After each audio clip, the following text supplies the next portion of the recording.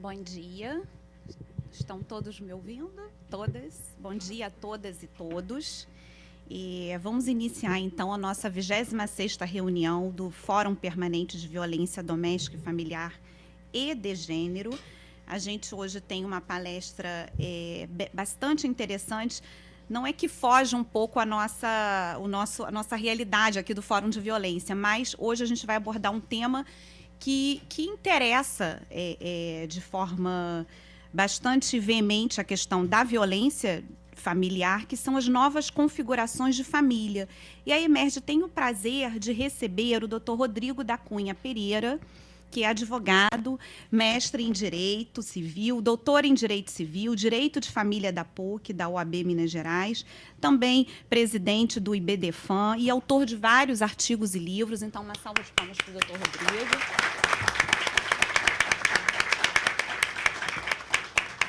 E aí eu gostaria também de convidar aqui o diretor do IBDFAM do Rio, o doutor Luiz Mauro, por favor. Luiz Cláudio. Já, assim, por conhecer o pai dele muito, então acabei chamando pelo nome do pai, né, doutor Luiz Cláudio?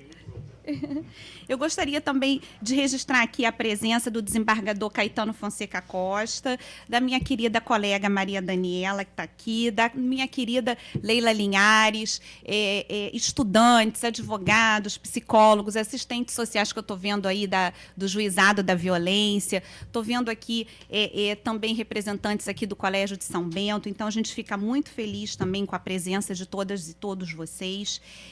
Eu não vou me alongar muito, porque a gente vai ter aqui como debatedora a doutora Lúcia Luísio, que é a nossa promotora de justiça aqui do nosso Juizado da Violência, membro do Fórum Permanente. A gente vai ter também a fala da doutora Raquel Crispino, que é juíza da primeira vara de família de São João de Meriti, também membro do Fórum Permanente de Violência contra a Mulher.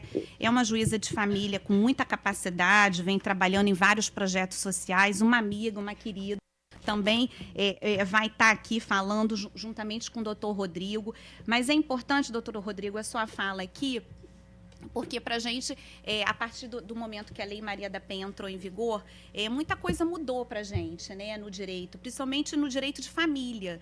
E a gente fica com muitas dúvidas, enfim, a questão da Lei Maria da Penha, se a Lei Maria da Penha pode se aplicar a todas as famílias, se pode se aplicar apenas às famílias constituídas entre mulheres, né, e homens, ou se também é possível se aplicar, por exemplo, na família constituída apenas por homens, né, que são as uniões homoafetivas. Enfim, tem muitas dúvidas, mas eu acho que a sua explanação vai ser bastante importante, porque a gente sabe que a partir de um tempo para cá, isso aqui, ontem eu estava vendo os dados aqui do censo de 2010, que retrata a nova família brasileira, houve uma mudança e várias famílias começaram a aparecer aí no nosso mundo jurídico, que são as famílias monoparentais, as famílias dirigidas, né, digamos assim, pode-se dizer, só por mulheres, ou só por homens, ou por duas mulheres, as famílias reconstituídas, né, que a gente aqui é um exemplo vivo, né, as famílias que se casam pela segunda vez, que trazem filhos dos outros casamentos e acabam se formando uma nova família. Então, são questões que surgiram, que importam e interessam de sobremaneira, né, a questão do direito de família e também quem atua aí na vara, né, nos juizados da violência doméstica e familiar contra a mulher. De modo que nós ficamos muito honrados aqui com a sua presença, com a presença da Raquel, da Lúcia, do nosso diretor do IBDFAM do Rio, e eu acho que nós vamos aproveitar bastante essa manhã. Então, sem mais delongas, eu passo a palavra, acho que a Raquel, eu passo a palavra primeiro para o doutor Rodrigo, por ser, né, nosso convidado aqui de honra da manhã. Em seguida, Raquel faz a sua explanação e Lúcia aí debate, mas o debate está com Lúcia, mas está com todos nós. Então, o debate é aberto, as pessoas podem se colocar, fazer perguntas, porque a gente não quer que fica a gente só falando. Então, a gente quer que vocês participem e perguntem, que o tema exige isso e nos convida e nos convoca a refletir sobre esse tema tão importante, que são as novas configurações de família. Por favor, doutor, com a palavra. Obrigado. Bom dia a todos. Eu fico muito honrado de estar aqui nesse Fórum da Violência Doméstica, é uma questão que me interessa particularmente. E o meu olhar sobre as questões jurídicas, ela é fatalmente atravessada por um outro campo do conhecimento, que é a psicanálise, né? Não é possível, não consigo mais pensar o direito sem a compreensão do sujeito do inconsciente. O inconsciente se presentifica aí, né, em todos os atos e fatos jurídicos, né? Por que é que eu caso, separo, divorcio, pago pensão, não pago? Tudo isso é determinado por um outro sujeito, que é o sujeito do inconsciente, e esse sujeito inconsciente, que é determinado pelo desejo, e é esse desejo que vai fazendo as tramas jurídicas aí, né? São esse desejo que encaminha, mas também desencaminha, ele é o que determina todos os atos e fatos jurídicos. Ou seja, o sujeito de direito é um sujeito desejante. Como sujeito desejante, ele faz tudo isso, inclusive a violência doméstica, né? A violência e, inclusive, a violência doméstica. Mas eu quero, para puxar o gancho para violência, né, eu quero falar sobre essas novas formas de família e dizer como é que o direito hoje, e o direito de família, se posiciona em relação a isso. O IBDFAM apresentou, no final do ano passado, reapresentou, aliás, o Estatuto das Famílias, que foi feito em quadrinhos, inclusive, é um antigo sonho do Gilberto Freire, quando era deputado, na década de 30, e aí o IBDFAM contratou um artista e fez isso em quadrinhos, isso vai ser distribuído aí, já está no site, depois eu falo mais sobre isso. E neste estatuto nós já falamos desta ideia da família, e para compreender é melhor separá-la em família parental e família conjugal, porque isso vai ajudando a acabar com o preconceito, né? Assim como quando nós falamos alguém que se divorcia, não significa que esteja acabando com a família. Às vezes eu sou advogado e tenho lá em Belo Horizonte um escritório de advocacia que eu chamo de clínica do direito, exatamente por ter essa escuta psicanalítica. E às vezes as pessoas chegam lá, né, e falam, nossa, ele está divorciando, ele quer divorciar, ele está acabando com a família, né? Então, como se divorciar fosse acabar com a família. O primeiro equívoco é esse, mas quando a gente muda o que está acabando, não é a família, o que está acabando é o casamento. A família nuclear se transforma em binuclear, né? Esses dois núcleos da família. Veja quando a gente começa a mudar as palavras, e as palavras, além de um significado, trazem consigo um significante, e esse significante, por exemplo, desquite, a palavra desquitada foi mudada em 1977, quando o divórcio foi introduzido no Brasil, exatamente para tirar esse peso do preconceito que tinha, né, a expressão desquitada. Quando falava de desquitada, era uma mulher assim como se fosse uma menos, né? Como quase uma prostituta, era uma que tinha um conteúdo moral muito pejorativo, muito forte. Então, quando você vai mudando as palavras, você vai alterando, você vai mudando o significante, né? Mas eu queria dizer começar a falar das novas famílias, sobre uma matéria que teve no jornal O Globo de ontem, não sei se vocês viram, um novo baby boom, né? Que é a história das famílias da homoparentalidade, né? Das famílias que se constituem por pessoas do mesmo sexo e que têm filhos. Vejam só, até o sexo está cada vez mais desatrelado da reprodução. Aliás, se nós formos pensar, o direito de família, ele sempre se esteiou no tripé sexo, casamento e reprodução. Então, é esse tripé que já não se sustenta mais. Primeiro, porque o casamento não é mais o legitimador das relações sexuais. Segundo, que não é mais preciso sexo para haver reprodução, né? A reprodução está cada vez mais desatrelada da relação sexual. Então, isso muda tudo, desorganiza tudo ou reorganiza tudo, né? E aí as famílias vão mudando. A primeira revolução que nós tivemos na família foi quando as pessoas começaram a casar por amor. E se casa por amor, o amor às vezes acaba, as pessoas se divorciam, casam, recasam, e assim vão constituindo novos vínculos, e, portanto, vão se fazendo novas histórias, né? e se casam, são as chamadas famílias reconstituídas ou famílias mosaico, como temos chamado, né? Que são os meus, os seus, os nossos, né? Um verdadeiro mosaico são essas famílias, isso é uma realidade atual do direito de família, mas o que eu gostaria de trazer para vocês, localizar, é que nós podemos, para entender melhor essa situação das famílias atuais, vamos dividi-la, portanto, em famílias parentais e famílias conjugais. Nas famílias parentais, como eu disse, quem viu a matéria do Globo de ontem, quem não viu tem acesso ainda, dizendo de como é bem mais fácil para um casal de mulheres ter filhos, né? Elas podem buscar o material genético num banco de sêmen. Para os homens, nem tanto. Os homens têm que terceirizar a gravidez. Ou, falando na linguagem popular, barriga de aluguel. Ou, numa linguagem mais técnica, útero de substituição. Então, isto é o direito de família novo, né? Isso é o que tem aí.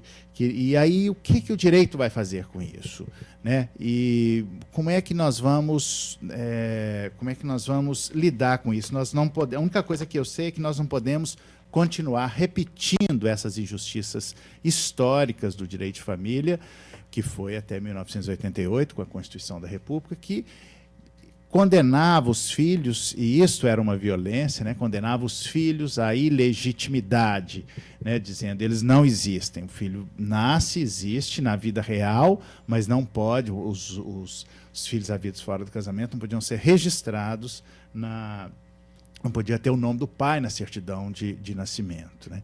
Então, esta realidade que já melhorou muito, mas existem outras formas aí de violência ainda, né, de ilegitimidade, de ilegitimação de novas famílias. E a pergunta que fica é: por que não reconhecer? Por que a dificuldade de reconhecer essas novas formas de família, né, essas novas configurações de família? Porque, queiramos ou não, gostemos ou não, novas estruturas parentais e conjugais estão em curso, elas estão chegando. Nós sabemos essas que estão aí e tem muitas outras que estão chegando. Eu vou falar aqui algumas das mais inusitadas e que o direito tem que dar uma resposta para isso. Mas, para começar, eu vou ler um trecho aqui do meu livro, aproveito para fazer propaganda do livro, que é esse meu livro, Direito de Família, Princípios Fundamentais do Direito de Família, aqui na página 256. É um pequeno trecho, que a linguagem escrita, às vezes, ajuda mais do que a linguagem oral. É o seguinte: a família transcende a sua própria historicidade, pois suas formas de constituição são variáveis de acordo com seu momento histórico, social e geográfico. Sua riqueza, segundo Lacan, se deve, ao mesmo tempo, à sua ancoragem numa função simbólica e na multiplicidade de suas recomposições possíveis. Por isso haverá sempre, de uma forma ou de outra, algum tipo de núcleo familiar que fará a passagem da criança do mundo biológico, instintual, para o mundo social. Nesse sentido, é que ela é o núcleo básico, fundante e estruturante do sujeito. Isso amplia nossa visão, ajuda a acabar com preconceitos e tornará mais efetiva a aplicação do princípio da pluralidade de famílias. A partir da compreensão de que a família é um núcleo estruturante e que o que interessa na vida é nos tornarmos sujeito, uma simples lógica nos conduzirá à conclusão de que não faz diferença para um ordenamento jurídico, pautado na ética, a maneira como a família se constitui. O importante é saber se ela é capaz de ser fundante e estruturante da pessoa para torná-la um sujeito. É o que verdadeiramente interessa, e aí está a essência da família, e por isso a sua transhistoricidade. Fora daí, serão variações em torno de um mesmo tema. Essa multiplicidade de formas de família, aparentemente tão assustadoras e desorganizadoras das relações sociais, na verdade, é o retrato da vida como ela é, como as famílias vêm se adaptando à realidade. Até mesmo as crianças de rua e na rua reinventam seus núcleos familiares, reproduzindo e instituindo lugares paternos e maternos. as múltiplas possibilidades de modelos familiares situam-se no contexto histórico do declínio do patriarcalismo, pós-feminismo, mudanças econômicas do capitalismo pós-industrial, novas tecnologias e a compreensão das subjetividades desejantes. É neste contexto que o direito de família está também reescrevendo a cartografia dos mapas conjugais e parentais. Bem, então, nós temos que pensar assim, o que é família, né? Qual é o conceito de família? O conceito de família interessa para o direito para efeitos de proteção. Por exemplo, empenhorabilidade do bem de família. Eu preciso saber o que é família para saber se aquela pessoa, aquelas pessoas que moram em determinado imóvel estão protegidos da empenhorabilidade, né? Nesse sentido, o STJ até já se posicionou que existem até famílias unipessoais, né, para efeitos de empenhorabilidade. Né? Então, mas o conceito, ele interessa, mas não é um conceito fácil. Esse talvez seja o grande desafio do direito de família atual.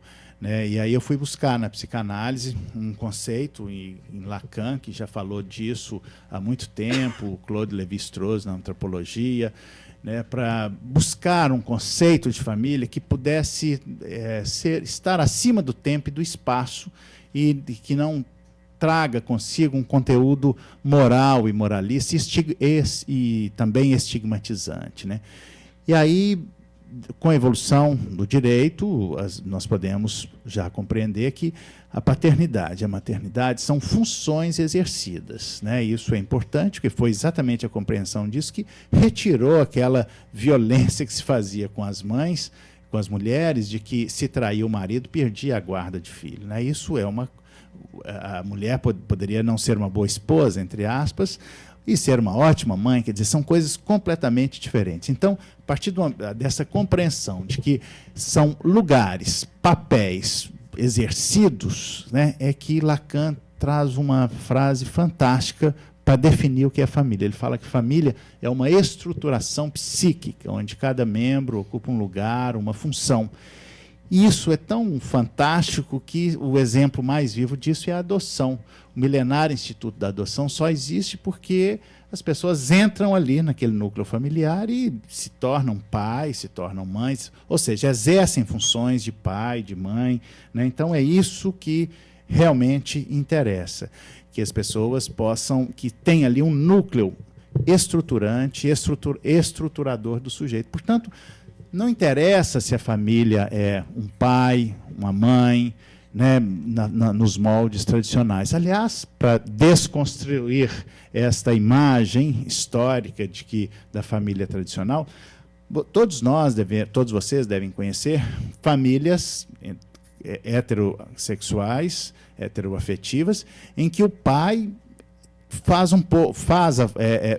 a mãe, e a mulher, é o homem da casa, nesse sentido dessas funções, né, que tem esses papéis invertidos sem que necessariamente seja homossexual. Ou seja, não é isso que interessa, não é isso que faz, que vai nos tornar mais felizes ou menos felizes. O que interessa de uma família é que ela seja um núcleo estruturante para alguém se tornar sujeito, como eu disse no texto aqui. Isso é que interessa, porque a família ela sempre vai existir. Né? Não há como... ela está sempre se reinventando. Aliás, é exatamente porque ela se reinventa é que ela sobrevive. Né? A família é o núcleo básico e essencial da sociedade, de qualquer sociedade. Sem ela, não é possível sociedade, não é possível, portanto, relações jurídicas. Tudo começa e termina na família. Mas não mais essa família, né, tradicional. São as famílias, esses novos vínculos que estão se formando. E a grande mudança foi quando a família, num percurso histórico do declínio do patriarcalismo, pós-Revolução Industrial, pós-Revolução Francesa, pós-feminismo, e também da psicanálise, a família ela deixou de ser, aliás, essencialmente um núcleo econômico e de reprodução, como era vista no patriarcalismo. E quando ela deixa de ser um núcleo econômico e de reprodução, surge, então, o que sustenta a família? O afeto. E aí surge o afeto como um valor jurídico. E esse valor jurídico, que se torna um princípio, ele aparece pela primeira vez na expressão da lei, até na Lei Maria da Penha, né, na comunidade afetiva, e é isso que muda tudo. Por exemplo, aí as pessoas só passaram a se casar por amor, se casa por amor, o amor acaba às vezes, divorcia e surgem novas configurações familiares, né? Mas vamos então pensar quais são essas novas. Não quero ficar falando muito, porque acho que o mais interessante é o debate, mas apenas para orientar o debate, vamos pensar aqui esses novos núcleos familiares, exemplificando. Então, as famílias, vamos falar primeiro das famílias conjugais, né? As famílias conjugais, que são várias. A primeira, as tradicionais, que tem lugar para elas, porque senão nós também estaremos sendo preconceituosos. As famílias constituídas pelo casamento, que pode ser a família heteroafetiva ou homoafetiva. Essa questão ela já evoluiu bastante, inclusive posso dizer, graças ao IBDFAN e muito em particular a vice-presidente do IBDFAN, que é a Maria Berenice Dias, que teve uma luta incansável pelos direitos humanos, né? E o direito de família hoje é direitos humanos, e, portanto, essa questão da sexualidade, da homoafetividade, ela continua do ponto de vista jurídico, ela está praticamente solucionada. Continua o preconceito, né? Não é mais do ponto de vista jurídico.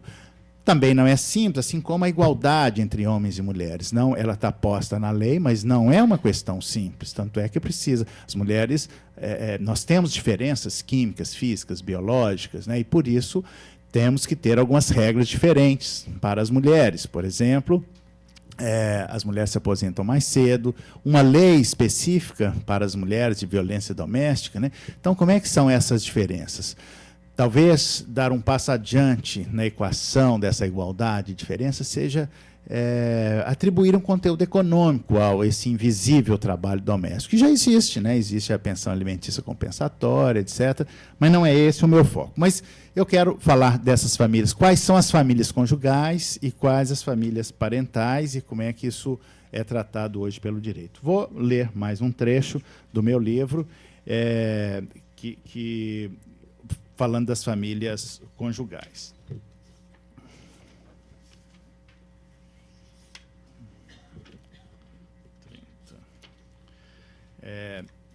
Foi o discurso psicanalítico que introduziu na ciência jurídica uma nova noção de relação conjugal. A consideração do sujeito de desejo fez despertar uma nova consciência sobre a não obrigatoriedade dos vínculos conjugais. Podemos dizer, inclusive, que essa nova consciência teve como consequência o surgimento das leis de divórcio nos países do mundo ocidental. O discurso psicanalítico introduziu também uma nova noção de sexualidade. Compreendeu-se que ela é muito mais da ordem do desejo que da genitalidade. É aí que começam a valorizar os vínculos conjugais sustentados no amor e no afeto. Podemos dizer, então, que esse novo discurso sobre a sexualidade, introduzido por Freud, revalorizou o amor e o afeto. Na esteira dessa evolução e compreensão é que o direito de família atribuiu ao afeto um valor jurídico. E é neste sentimento, agora como novo valor jurídico, que tem se desinstalado velhas concepções e instalado uma nova ordem jurídica para a família. A atribuição de um valor jurídico ao afeto redimensiona a tábua axiológica do direito e autoriza-nos a falar sobre uma ética do afeto como um dos sustentáculos e pilares do direito de família. Então, como eu disse, não consigo pensar o direito sem ajuda e compreensão do discurso psicanalítico, é essa nova noção, né, a compreensão da sexualidade como sendo da ordem do desejo, do sujeito de direito como sendo um sujeito desejante, é que vai reinventando esses vínculos amorosos, né? E esses vínculos amorosos, eles vão se fazendo quer a gente queira ou não, goste ou não. Então, olha só, quais são? Na família conjugal, né? Os casamentos homo ou heteroafetivos, as uniões estáveis, hetero ou homoafetivas, as famílias monoparentais, né, que no dizer da Constituição, as famílias constituídas por quaisquer dos pais e seus descendentes, as famílias binucleares, né, mosaico, as famílias reconstituídas, e duas novas grandes questões na família conjugal, que acho que agora é a atual problemática do direito de família, que são as famílias simultâneas, alguém que constitui uma família paralela à outra.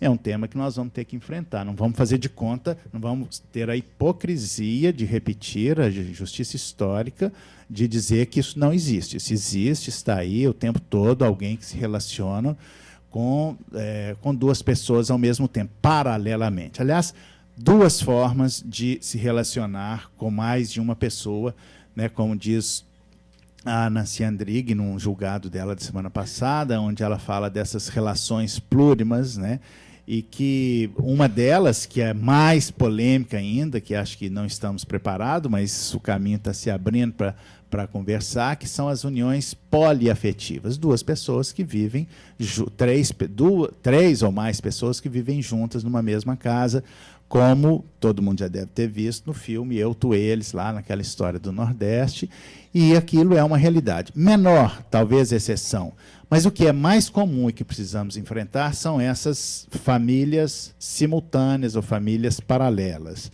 Né? O que dizer disso? O Supremo Tribunal Federal julgará daqui a pouco um pedido, se não me engano, aqui do Rio de Janeiro, de uma mulher que pediu, que requereu pensão de um homem que era casado e vivia com ela há 30 anos. Aliás, o STF ele já julgou isso há mais ou menos uns 10 anos atrás, 8 anos talvez, e teve um único voto vencido do ministro Aires Brito, reconhecendo as famílias, as uniões paralelas ou uniões simultâneas. De lá para cá, o pensamento vem mudando, vem evoluindo, a realidade vem mostrando.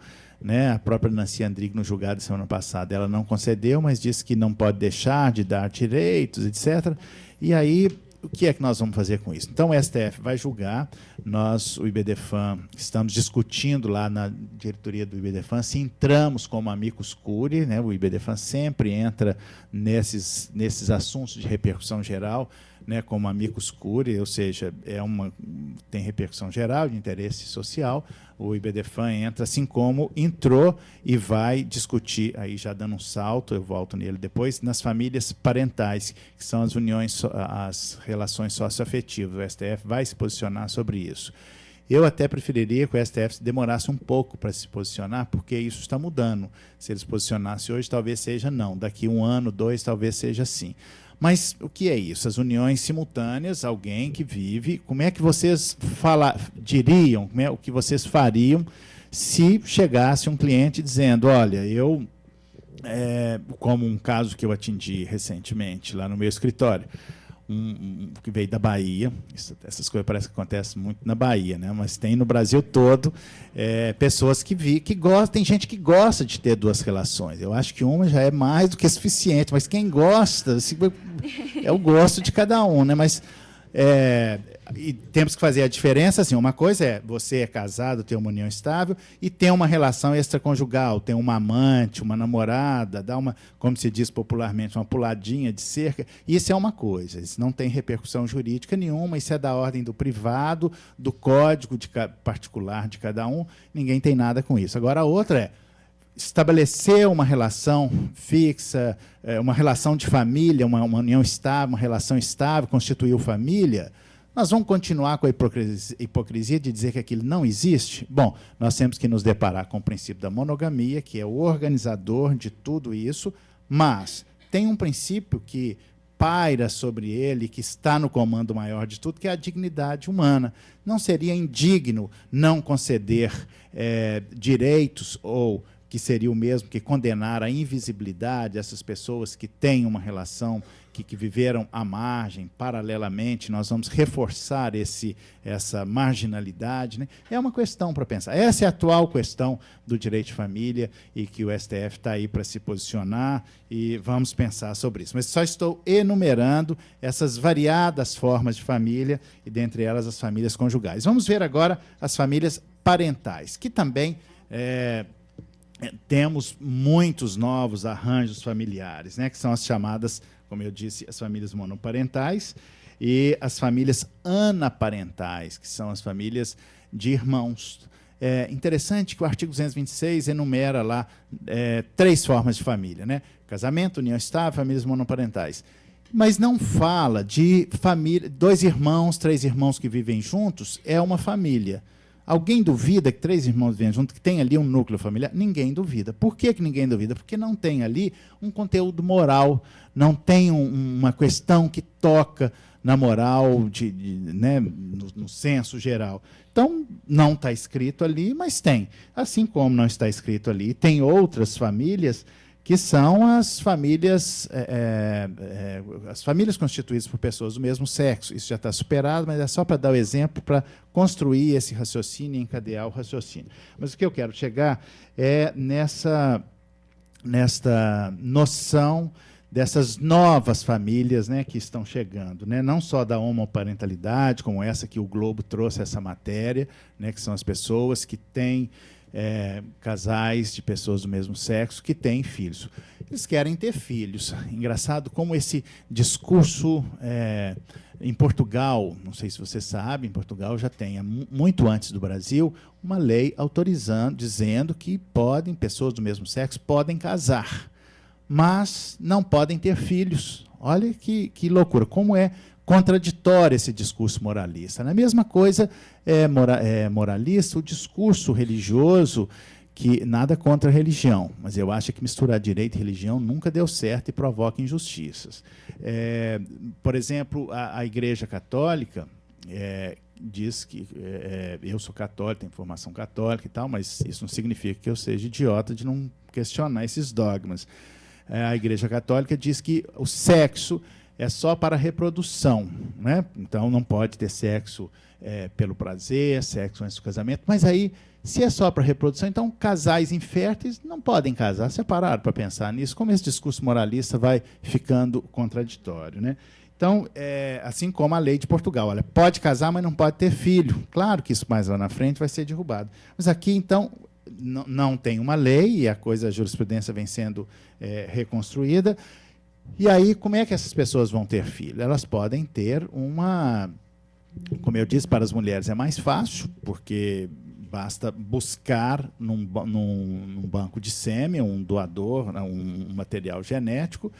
Também não é tão simples, porque essas pessoas, filho nascido de um banco de sêmen, vai querer saber quem é o genitor. E isso é uma outra história. Uma coisa é ser genitor e outra é ser o pai. Aliás, essa compreensão advinda da psicanálise de que a paternidade e maternidade são funções, e daí a criação, a desbiologização da paternidade, né, criando, então, novos institutos jurídicos, como a socioafetividade. Isto muda os rumos, por exemplo, de uma contestação e investigação de paternidade. Alguém que tenha tido uma paternidade, uma filiação que tenha sido... Eu posso fazer uma investigação para saber minha origem genética, mas o meu pai será outro. Por exemplo, eu descobri hoje que o meu pai, que é meu pai registral, o meu pai verdadeiro, que foi quem me criou, ele não é meu pai, seja porque a minha mãe teve relação com outro, seja porque eu fui trocado da maternidade. E aí eu vou descobrir nessa altura da vida, aos 56 anos, e eu quero saber quem é o meu genitor. Eu não quero mudar de pai, porque o meu pai é aquele, isso é imutável. O pai é quem criou, quem exerceu. O meu pai socioafetivo, afetivo, verdadeiro, é aquele. Então eu posso fazer uma investigação de paternidade / origem genética para saber quem é o meu genitor, sem desconstituir a paternidade. Isso muda os rumos das contestações de investigação de paternidade, que pode fazer a investigação de paternidade, e ele pode ser o genitor, mas pode não ser o pai é aquele outro que está registrado. Vejam como essas histórias, né, a evolução do conhecimento pela psicanálise e também pela biotecnologia e da engenharia genética, que fez, aliás, o DNA fez uma grande revolução, né, no direito de família, ao revelar, primeiro porque deslocou o eixo da investigação da paternidade, do eixo moral, que as investigações de paternidade era sempre uma investigação moral da vida da mãe, né? Se a contestação ela teve mais de uma relação, acabou, não tinha jeito de achar o pai. Então, ela fez uma evolução, mas agora nós temos outras evoluções na paternidade. Depois de poder saber deslocar do eixo moral para o eixo científico, que vai ser quem é o pai, nós temos também a compreensão da paternidade socioafetiva. E isso também é revolucionário. Olha só, é revolucionário porque veio da desbiologização da paternidade, de desatrelar paternidade, sexo de reprodução, né? Então tudo isso vai fazendo vai trazendo uma nova concepção de paternidade, chegando ao ponto de nós entendermos, e a justiça já entendeu isso, já temos várias decisões, de que eu posso ter mais de um pai ou mais de uma mãe. O primeiro julgado no Brasil foi do Tribunal de Justiça de Rondônia, ao dizer que uma criança cujo pai faleceu, pai registral e biológico, faleceu aos 5 anos, 10 anos de idade, uma coisa assim. A mãe casou-se novamente e o pai, o padrasto, que é essa palavra com a qual nós ainda não temos uma melhor para substituí-la, o pai exerceu as funções de pai. Ele foi o verdadeiro pai, o pai socioafetivo. Então, o Tribunal de Justiça de Rondônia, se não me engano, foi o primeiro julgado, ele concedeu, falou, olha, essa criança, esse filho tem o nome da mãe, o nome do pai, registrado do primeiro registro, e pai biológico, e o nome do pai socioafetivo. Ele tem 2 pais. Imagina, isso era impensável até pouco tempo, né? Porque na nossa cabeça eu tenho um pai e uma mãe. Mas olha só, já há alguns anos, eu atendi um caso de 2 mulheres que viviam juntas, queriam ter filhos e tiveram. Como? Uma era uma juíza que vivia com uma promotora de justiça e era numa cidade que foi lá em Belo Horizonte, obviamente que eu não vou revelar o nome, mas é muito interessante esse caso que me pôs para pensar e ajudar a acabar com o preconceito. Elas queriam ter filhos, não queriam ter um doador anônimo, não queriam ir num banco de sêmen. Contrário, tinha um casal de amigos, 2 homens, que também queriam ter filhos, tiveram filho. Então, pegou o material espermatozoide de um desses casais, desses homens aqui, desse casal de homens, misturou, fez a gestação na barriga da mais nova com o material genético da outra, ou seja, nasceu uma criança. Essa criança tem hoje uns 3, 4 anos, que tem 2 mães, 2 pais, 4 avós, 16 bisavós. E aí, isso é bom ou é ruim? Né? Essa criança vai sofrer muitos maus tratos na escola, vai sofrer bullying, sua mãe é isso, sua mãe é homossexual, sua mãe... Criança é perverso, né, gente? Eu já sofri, todo mundo já deve ter sofrido na escola, seja porque tem orelha de abano, seja porque usa óculos 4 olhos, porque a mãe era separada, sempre vai sofrer isso. Agora, porque a mãe é homossexual, porque tem 2 mães, porque tem 2 pais e uma mãe, né, como essa criança. Olha só, então, essas questões sociais, elas vão sendo remodeladas. O que é importante é trazer aqui para o ambiente jurídico, saber, bom, isso é bom, é ruim? Essas pessoas têm direitos, quais são os direitos, qual a proteção jurídica que se dá a essas pessoas, né? E tudo isso proporcionado e provocado pela revolução do afeto, do valor jurídico, do afeto que tornou-se um valor jurídico que foi alçado à categoria de princípio jurídico. E para começar a terminar a fala, para que a gente possa debater, uma outra categoria de família também, dentro dessa paternidade socioafetiva, porque quando essa história de paternidade socioafetiva começou lá em Minas Gerais. Mineirinho vai devagar assim, mas fazem Confidência Mineira, né, essas coisas. O juiz João Batista Vilela, em 1979, escreveu um texto que chama Desbiologização da Paternidade. Foi quem lançou as bases para a compreensão da paternidade socioafetiva. E daí nós inventamos no IBDFAN essa expressão paternidade socioafetiva.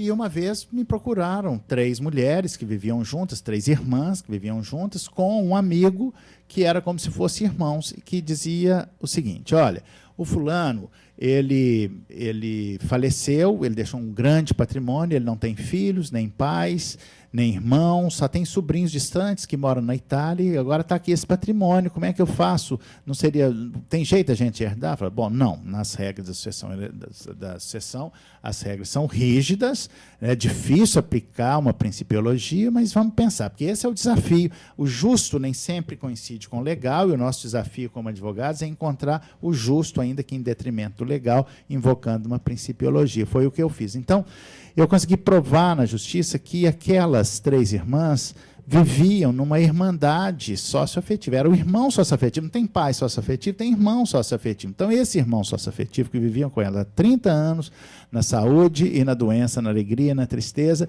começou a fazer um testamento, não deu tempo de acabar deixando todo o patrimônio para essas 3 irmãs, e aí a justiça de segunda instância, em Belo Horizonte, falou que seria possível, e aí foi parar no STJ, acabamos fazendo um acordo, mas o que eu quero dizer é o seguinte: olha só, mesmo nas regras rígidas da sucessão hereditária, é possível ter essa interferência do afeto como valor jurídico para reconstruir novos parâmetros para se fazer justiça. Entre o justo e o legal, não é melhor ficar com o justo? Obviamente que nós temos que ter uma construção disso, uma construção jurídica consistente, e aí era a questão que foi colocada, e foi uma grande vitória de fazer de demonstrar que essas 4 pessoas eram irmãos, e, portanto, a herança teria que ir para elas, né?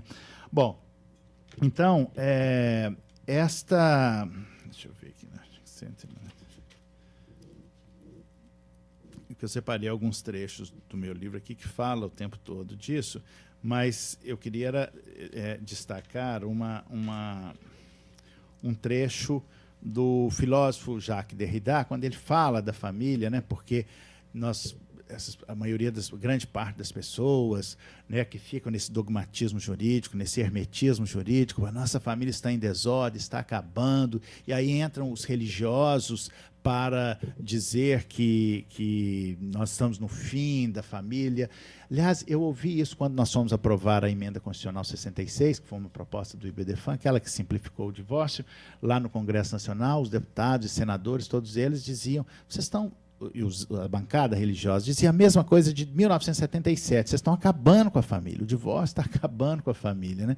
Então, esse medo, esse temor, né? E que agora, essa semana, vai ter uma discussão nós temos esse estatuto, eu trouxe para dizer, esse Estatuto das Famílias que está no Senado, que é um estatuto que deve substituir o livro do Código, o livro de família do Código Civil, e um deputado, se não me engano, aqui do Rio de Janeiro, entrou com um projeto que está chamando também de Estatuto da Família, Estatuto da Família, onde ele fez uma pesquisa na internet perguntando se família, que o povo achava, se família era entre homem, podia ser constituída família entre homem, desconsidera a união estável, um estatuto, uma lei fascista, que eu espero que seja, que não tenha mais lugar nesse mundo. Mas aí, de volta, a filosofia sempre pode nos salvar, e aí Jacques Derrida pode dizer o seguinte: eu não diria, sem hesitar, que a família é eterna. O que é inalterável, o que continuará a atravessar a história, é que exista ou que haja família, o laço social organizando em torno da procriação. Pode-se fazer muitas coisas com um homem e uma mulher.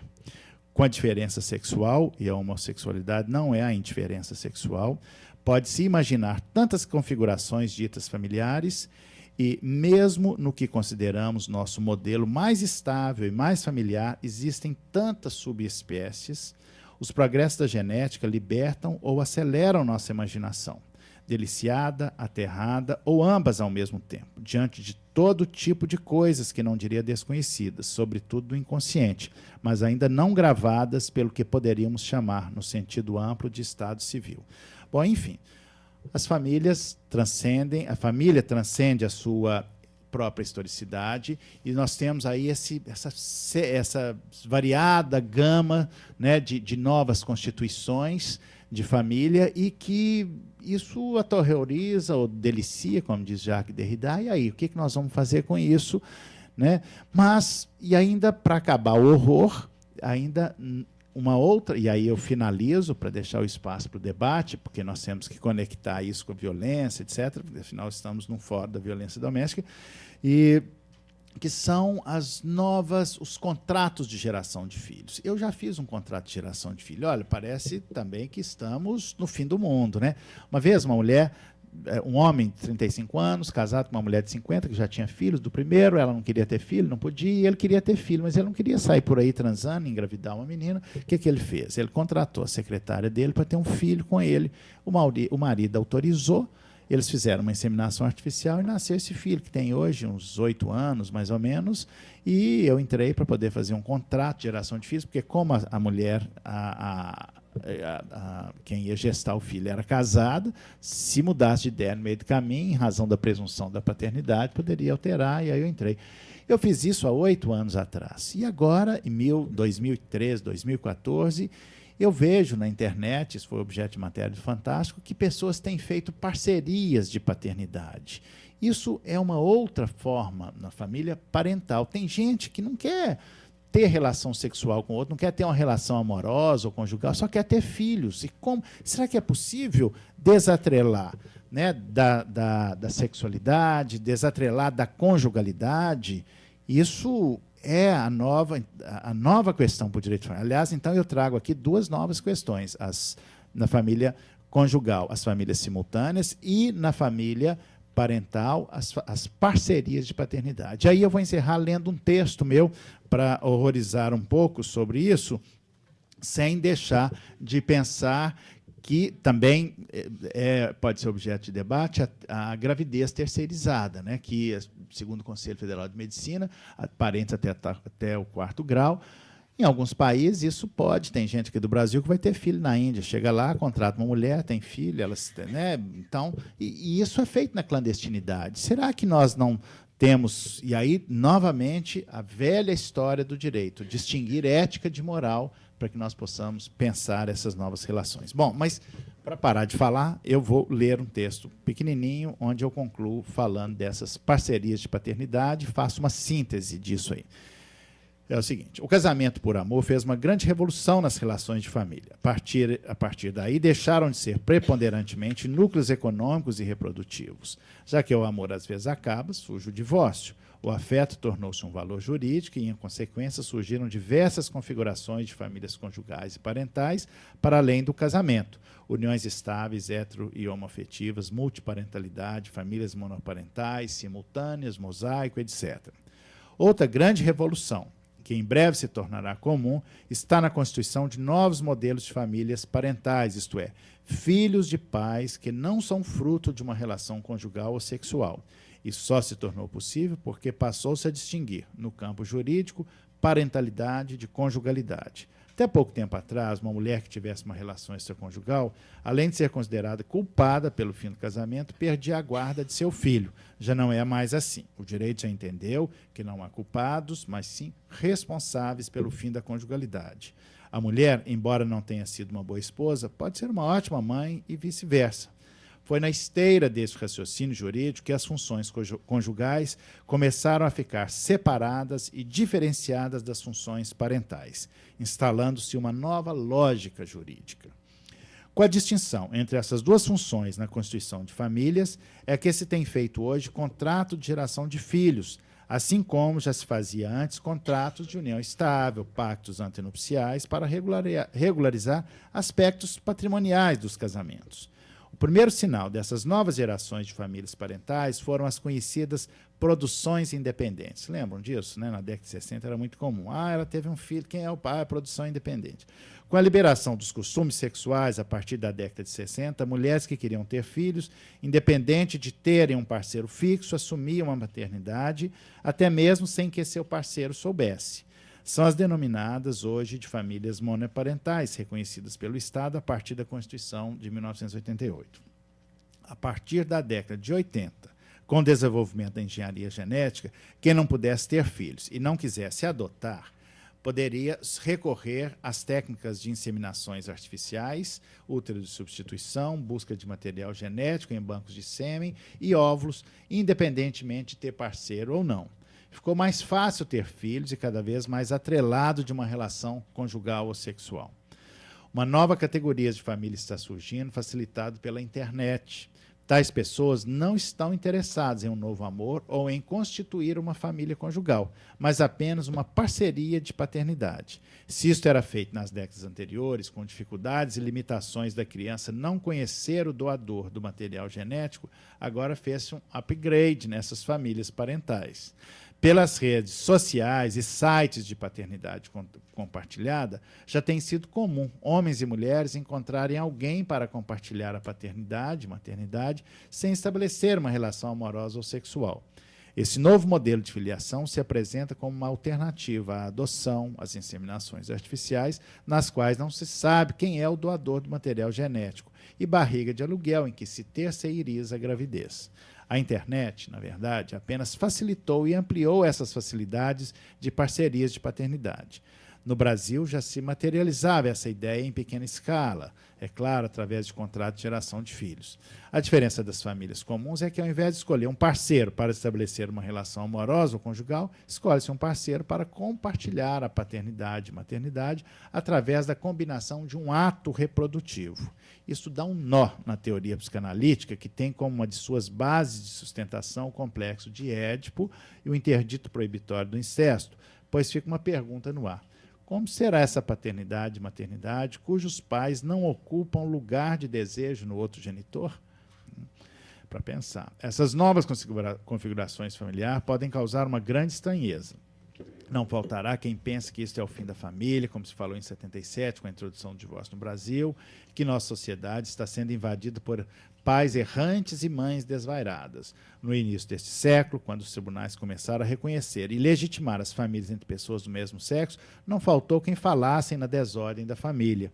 Essa nova modalidade de paternidades compartilhadas, certamente os filhos terão pais muito mais responsáveis e comprometidos com a sua criação e educação do que muitos filhos de famílias constituídas nos moldes tradicionais, que muitas vezes os abandonam ou não se responsabilizam por eles. Enfim, estamos diante de um novo marco revolucionário na história do direito de família, assim como foi revolucionário o casamento por amor, que destituiu a lógica essencialmente patrimonialista nas relações de família, né?